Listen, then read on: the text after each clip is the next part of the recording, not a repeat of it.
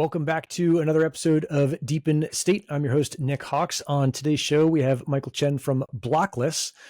This episode is sponsored by Gold Hawks & Associates, the most experienced DePIN consultancy in the space. We help projects develop strategy, messaging, and token incentives. We'll have a little bit more on us later in the show. Before we get started, make sure you hit the like, subscribe, smash the bell, all the great things that help us keep bringing great guests like Michael to you. Mike, thanks so much for coming on, man. Yeah, thank you for having me. Yeah, super excited. So we've been talking with the Blockless team for a while, but folks may not know you. For folks who don't know what Blockless is or who you are, let's start off with that. Who are you? How'd you come to this thing? Michael here, one of the co-founders at Blockless.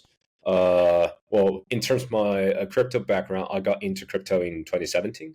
Later, I got a bit more serious in 2018 as I joined the Binance team. Was there for 3 years.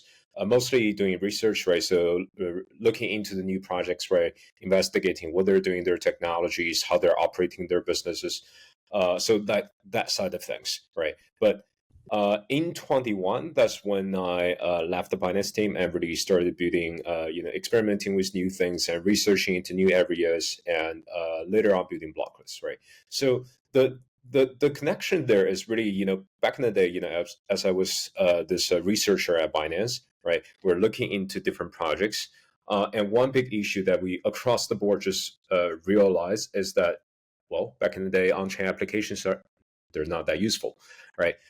They're very much limited by the capabilities of smart contracts, right? There are only so many things you can do. Yeah. And back in the day, we see many attempts of people trying to leverage off-chain systems, right, to really augment the performance of their on-chain smart contracts. Yeah. And we see teams that try to do it, but it's just very difficult, right? Doing things, building smart contracts, you already have templates, right? You already kind of know how to do it. There are security standards, right? There are codes that you can fork. But when it comes to off-chain, there's really no standard and no infrastructure, right? Most of the people that we see back in the day, they're mostly just, building things on AWS, where it's not Web3 at all.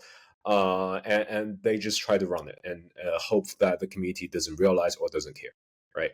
There are some teams that try to do the right thing, right? Building full stack decentralized application that's still very performant, right? But that's very difficult. We saw some teams actually doing this, but then they're actually getting penalized by the market because it's just so hard to build, right? So our inspiration is really, okay, how do we actually make off-chain decentralized compute to actually work for Web3, right? How do we make it so easy and also verifiable, right, for people to use so that they can build this kind of a full stack decentralized application without sacrificing openness, verifiability, but also performance, right? So that was really the original vision for Blockless. Yeah. The genesis idea. Okay, cool. So you guys had this vision. You're coming from this background of being in finance and looking at new projects and saying, okay, here's the problem. All right, that makes sense. And then this is DePIN State. We talk about DePIN projects. Walk me through kind of how this is a DePIN, or maybe how it supports DePIN if it's not a DePIN project. Right. So this is 100% a DePIN project, right? So that was, on my side of things, right? Where I was thinking about, okay, how do we make decentralized compute reliable and verifiable so that this can actually become the default, right, for smart contract applications, for them to just plug into it and build full stack decentralized applications. Yeah. So the DePIN part is really this, right? So in order to make decentralized compute reliable, there's a lot of work you need to do. Yeah. So imagine if you only have an open marketplace, a compute marketplace. Nowadays, I bet you see quite a few of them, right? Doing GPU training for AI models, right? But even for like Web2 traditional developers, there is a gap to adoption, as in the developers are very used to deploying anything on, say, a fully managed platform where they have their code ready, they just deploy on the platform, right? And then everything is taken care of, right? But right now, in the current Web3 or decentralized compute arena, is really the developers will have to do many things themselves. Like they have to manually select, oh, I would like to work with this machine. I would like to work with that machine. Maybe those three machines together will work together in a particular way. Yeah. And the developer will have to manually orchestrate that. And if, say, some machine falls offline, oftentimes he will need to find another machine, right, negotiate and bring that online. right? Right. And during that period, the application could very well just be done, right? Yeah. And Not good. developers Yeah. don't want that, right? So, in our thinking is, okay, how do we make this better for developers to use so that they can see us as equivalent to, say, their traditional solutions, right? They don't have to think about, okay, this is decentralized, I want to be decentralized, but this is so hard to use, right? We don't want them to think that, right? We want them to be like, hey, I'm a Web3 project, right? I want everything to be decentralized, to be verifiable, and to be resistant, right? But the user experience should very well stay the same for them, right? It shouldn't be Right. like 10 times harder, right? If that's really the case, no one's going to use it, right? So that's really where we started digging into and designing the Blockless platform, right? You can think about it as a fully managed cloud platform where basically you can just deploy, right? And the system is kind of acting as an Uber platform where, say, Nick, if you are to deploy a workload on the Blockless platform, right, you don't have to manually dictate, hey, I want Michael, you to run this workload for me, and you Right. report back to that endpoint, right? Basically, you tell the system that, hey, I want a machine like that, right? And I want, say, at least 5 machines, right, to be working on the same workload, and for them to be interacting with each other in a particular way. And perhaps I want the compute, right, after it's finished to be verified in my designated method, right? So this is all you give Blockless, right? You give Blockless your code, you give us your requirement. How do you want the compute to be done? How do you want that to be verified? And boom, you deploy. What then happens is that right now Blockless has this pool of nodes, right? A global pool of nodes. Nick, you can run a Blockless node, and Michael, I can run a Blockless node as well, right? Anyone with a modern computer, they can run a Blockless node, right, to contribute their compute resources. And this is the DePIN part. This is where DePIN comes in. Yeah. Yep. Everyone can run a node. And what we do is we dynamically, per invocation, whenever there's a computing request coming in, right, we dynamically match the available node resources that we have within the network. Nick, your machine, my machine, right? Everyone else's machine, right? We see who's online, who's not online, right? And out of the online ones, we see, okay, who actually fits this particular developer's compute request, right? Say, if I'm looking for like a very high end GPU machine, the system is not gonna give that workload to like my old PC, right? That's not Right. gonna work. Right. Right. And also the judgment process is based on historic performance, right? If you have been doing good work previously, but also, how much hardware capacity do you have at the moment, right? So this way we dynamically figure out this is likely the best machine for you to work with, and we distribute that workload down to that machine. Executes, returns result, and then that's it. Yeah. So there are some considerations within this flow, right, in order to make it actually reliable. Right. The first part is, Nick, say if you're running a Blockless node, how do you know that me as a developer, I'm not deploying a virus onto your machine, right? You don't. It's going to be really hard for you to figure out. What if the instruction is, say, search for anything that looks like a Ethereum private key, right? Yep. And if that happens, it's going to be bad, right? So we don't want this to happen. But also, we don't want something else to happen. Like, for me, you as the node operator is also a untrusted third party for me, right? Right. I also don't really know what you're going to do to my compute, right? Maybe you're working on Michael's compute and it's very expensive, right? And then you decide to mess it up, right? Yep.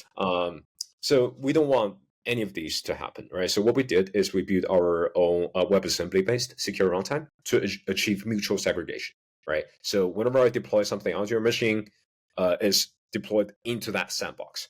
And Nick, you won't even know what you're executing. You only know, okay, this much resource is being reserved and it's doing something. You won't really know what I'm actually doing. And for me, even if I deploy a virus onto your machine, the virus won't be able to reach beyond the boundaries of the sandbox, right? So this is really the first layer of security that we offer, right? And the second and very important thing is, say, what if, Nick, you just fall offline, right? You're doing work for Michael, and next second you decide, okay, I'm going off to lunch. You close your computer. Yeah.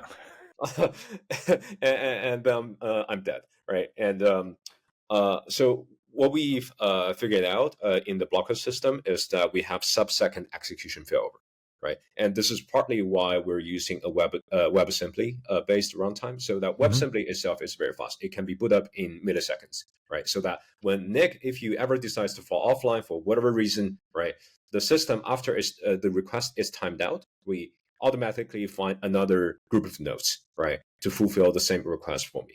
Yeah, and we can bring that up. So this whole process right now in our testnet right now just takes 800 milliseconds. Yeah, so the developer won't really fail. Yeah, so this is really the DePIN part, right? As we're trying to have this compute network, we want everyone to be able to run a node, right? Everyone with a modern computer, they can run a node, right? But what we've really solved is how do we automate the deployment process, right? Matchmaking of the nodes and the incoming compute request, but also how do we make the process reliable for no matter it's the node operators, but also for the developers themselves. Yeah. Got it. You guys got a lot of problems to solve. That's super cool. Okay, let's take a quick break and we'll come back in a second, but let's talk a little bit about today's sponsor, Goldhawks and Associates. We're a DePIN consultant firm helping projects with strategy, messaging, and token incentives. We run a blog for founders over at goldandhawks.com, produce this show, and most importantly, work with the core teams and communities of your favorite projects in the space to ensure tokenomics and incentives are fully aligned to build out some of the most badass physical infrastructure networks on the planet. If your project needs help in any of these, check out goldandhawks.com. Okay, Michael, so coming back to this, I can see how it's a DePIN. You got folks with computers or PCs or whatever all over the world. It doesn't seem to matter how really big or small those are. I'm assuming that, some giant AI multi-GPU computer is valued more than a little Raspberry Pi. But does it matter that they're all in different locations, or could I theoretically just have a server farm and be like, yeah, I'm just going to take over this thing and run everything in one place? Does it matter that much that it's decentralized? So it really depends on particular developer, and oftentimes we see developers, right? For example, right, if they have some regulatory concerns, right, they absolutely don't want their workloads to be deployed within certain countries, then at least they can pick and choose. So within the deployment process, we can allow them to specify, okay, I want this kind of nodes, and I absolutely don't want any nodes to be within the United States, for example, right? It's their option. Yeah. Okay. And then are there security or kind of content implications for me not knowing, I grab a Raspberry Pi 4 from the stack, in the closet, and all right, I'll just throw this on to Blockless. Should I be worried about what goes on there? Is someone going to put something on there that I wouldn't want or wouldn't want to support, or whatever it is, whether it's, silly as some, political establishment that's different than mine, or as serious as something else? How do you guys think about that? So, for us, because we're just an open deployment platform, kind of think about us as AWS's counterpart, but in Web3, right? Okay. AWS themselves, right? They just provide this compute service, right? And they themselves don't really know what's going on inside of it, right? It's not really within their control, and really it's the same case for us because people are deploying their code onto the platform, and whenever it's entering into your machine is in the binary format, right? So we don't really know what's going on, right? We won't be able to pick into that private information, and the node operator, Nick, if you're running a node, you also won't be able to see. Okay, cool. And then let's see, big questions for DePIN projects. What chain is this going to be on? And you said you're in testnet. When is it going to launch? Let's start with what chain are you guys looking at? Okay, so this is actually two parts. Okay, so we are actually launching our own Cosmos chain. So it is correct to say we're in the Cosmos ecosystem, right? So the Cosmos chain itself, it takes care of the a lot of the bookkeeping of say who has done what, right? For the worker nodes. So the record keeping, the reward emissions, right? So all of that we have in control, right? And some of the orchestration workloads as well. So that part we have it, but also we're at the same time in the EigenLayer ecosystem, right? So because I remember I mentioned everyone will be able to run a node, yeah, and that applies to EigenLayer node operators as well. They have compute resources, so why not, right? So they're providing compute to the Blockless network. So for worker nodes, we're allowing both if you can stake Ethereum. And also our native assets down the road. The reason why we need staking in here, right? Even though we already have a a ranking algorithm, right? If you haven't been doing good work, then we just wouldn't select you for future work, right? Even if this is already the case, right? The staking is still very valuable for us because there could be cases where, say, someone just spins up 10,000 nodes, sits there, even though he doesn't know what he's doing, what he's executing, he can choose to not respond, right? And that will slow down the system, and we don't want that to happen. Right. Okay. Yeah. Cool. All right. So that's what chain it'll be on, and then when are you guys aiming to launch this thing? So right now we're pushing into testnet, right? So we've been building for the past 2 years already, and right now we're just pushing out actually a few testnet campaigns, right? Very educational, letting people to know, okay, why does the orchestration of compute matters in this decentralized compute environment, right? And later on, we're actually going to be releasing our first iteration of the node software. And Nick, you can actually start to run Blockless node very soon. Yeah. It's going to be in hopefully in Q3. Cool. We can push that out. Basically, you're going to be downloading. Okay, I can't say too much. Let's not get any state secrets out there. But cool. Okay, so kind of Q3 is what we're looking at. Is like the start of when things might happen. Yes, but and I promise you, the onboarding process will be very easy because we know there's many node softwares right now. It requires you to do command line, and we want everyone to be able to run node, right? And everyone can do command line. and we want this to be as easy as possible. Yeah. Okay. Cool. Super cool. And then let's wrap this thing up with where can people find out more? Do you send them to the website, Twitter? What works for you guys? I think Twitter is really the best. If you go onto Twitter, just search for the Blockless, and that's us. Cool. Yeah. I'll drop the link down in the description. Thanks a ton for making the time today and walking us through Blockless. Oh, thank you so much, Nick.